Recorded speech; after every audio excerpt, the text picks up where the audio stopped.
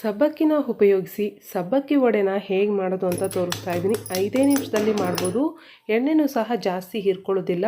ತುಂಬಾ ರುಚಿಯಾಗಿರುತ್ತೆ. ಯಾವುದೇ ಸೈಡ್ ಡಿಶ್ ಇಲ್ಲದೆ ಇದ್ರೂ ಸಹ ಇದನ್ನು ತಿನ್ಬೋದು. ಈ ವಿಡಿಯೋ ಇಷ್ಟ ಆದರೆ ಲೈಕ್ ಮಾಡಿ, ಶೇರ್ ಮಾಡಿ.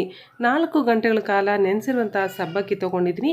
ಈ ಸಬ್ಬಕ್ಕಿನ ಕೈಯಲ್ಲಿ ಪ್ರೆಸ್ ಮಾಡಿದ್ರೆ ಮೆತ್ತಗ ನೆಂದಿರಬೇಕು. ಈಗ 100 ಗ್ರಾಮು ನೆನೆಸಿರುವಂತಹ ಸಬ್ಬಕ್ಕಿಗೆ 2 ಆಲೂಗೆಡ್ಡೆ ಬೇಯಿಸಿರೋದು ಸ್ಮ್ಯಾಶ್ ಮಾಡಿ ಹಾಕಿ, 6 ಹಸಿಮೆಣಸಿನ್ಕಾಯಿ, ಅರ್ಧ ಸ್ಪೂನು ಶುಂಠಿ, ಕೊತ್ತಂಬರಿ ಸೊಪ್ಪು, ಕರಿಬೇವಿನ ಸೊಪ್ಪು, ರುಚಿಗೆ ತಕ್ಕಷ್ಟು ಉಪ್ಪು, ಅರ್ಧ ಸ್ಪೂನು ಖಾರದ ಪುಡಿ ಹಾಕಿ, ಅರ್ಧ ಹೋಳು ನಿಂಬೆ ರಸ ಹಾಕಿ, ಹಾಗೆ ಹುರಿದು ಪುಡಿ ಮಾಡಿರುವಂತಹ ಕಡಲೆ ಬೀಜ ಅರ್ಧ ಕಪ್ಪು. ಕಡಲೆ ಬೀಜನ ಜಾಸ್ತಿ ನುಣ್ಣಗೆ ರುಬ್ಬಕ್ಕೆ ಹೋಗ್ಬೇಡಿ, ತರಿಯಾಗಿ ರುಬ್ಬಿ ಹಾಕಬೇಕು. ಕಡಲೆ ಬೀಜದ ಪೌಡರು ಇದಕ್ಕೆ ಒಳ್ಳೆ ಟೇಸ್ಟ್ ಕೊಡುತ್ತೆ. ಮಿಕ್ಸ್ ಮಾಡದೆ ಹಾಕಿ. ಇದೆಲ್ಲ ಚೆನ್ನಾಗಿ ಮಿಕ್ಸ್ ಮಾಡಿ, ಸ್ವಲ್ಪನೂ ನೀರು ಹಾಕದೆ ಈ ರೀತಿ ಮಿಕ್ಸ್ ಮಾಡಿ ಆದಮೇಲೆ ಕೈಗೆ ಎಣ್ಣೆ ಸವರ್ಕೊಂಡು ಈ ರೀತಿ ಉಂಡೆಯನ್ನು ಮಾಡಬೇಕು. ಆನಂತರ ಎಣ್ಣೆ ಸವರ್ಕೊಂಡಿರುವಂಥ ಕೈ ಮೇಲೆ ಇಟ್ಟು ಇನ್ನೊಂದು ಕೈಯಿಂದ ಪ್ರೆಸ್ ಮಾಡಿದ್ರೆ ಈ ರೀತಿ ಶೇಪ್ ಬರುತ್ತೆ. ಇಲ್ಲಾಂದರೆ ಕೈಗೆ ನೀರು ಸವರ್ಕೊಂಡು ಅದ್ರ ಮೇಲೆ ಈ ಸಬ್ಬಕ್ಕಿ ಮಿಕ್ಸ್ನ ಒಂದು ಉಂಡೆ ಮಾಡಿ ಇಟ್ಟು ಇನ್ನೊಂದು ಕೈಯಿಂದ ಪ್ರೆಸ್ ಮಾಡಿ ಈ ರೀತಿ ಬರುತ್ತೆ. ಸೈಡ್ಸಲ್ಲಿ ಈ ರೀತಿ ಶೇಪ್ ಕೊಡೋದ್ರಿಂದ ಕ್ರ್ಯಾಕ್ಸ್ ಏನೂ ಬರೋದಿಲ್ಲ.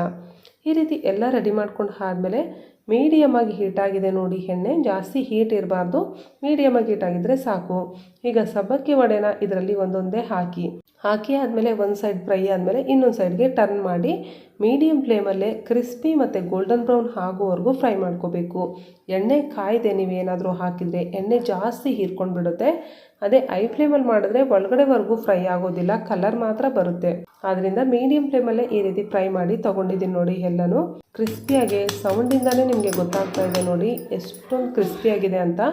ತುಂಬ ಟೇಸ್ಟಿಯಾಗಿರುತ್ತೆ, ಬೇಗ ಆಗುತ್ತೆ. 5 ನಿಮಿಷದಲ್ಲಿ ಮಾಡ್ಬೋದು. ಸಬ್ಬಕ್ಕಿ ಒಂದು ನೆನೆಸಿಟ್ಕೊಂಡಿದ್ರೆ ಇದಕ್ಕೆ ಯಾವುದೇ ಚಟ್ನಿ ಸಾಸು ಏನು ಬೇಕಾಗಿಲ್ಲ. ಉಪವಾಸದಲ್ಲೂ ಸಹ ಈ ರೀತಿ ಮಾಡ್ಕೊಂಡು ತಿಂತಾರೆ. ಟ್ರೈ ಮಾಡಿ ನೋಡಿ, ತುಂಬ ಟೇಸ್ಟಿಯಾಗಿರುತ್ತೆ. ವಿಡಿಯೋ ಇಷ್ಟ ಆದರೆ ಲೈಕ್ ಮಾಡಿ, ಶೇರ್ ಮಾಡಿ, ಸಬ್ಸ್ಕ್ರೈಬ್ ಮಾಡ್ಕೊಳ್ಳಿ.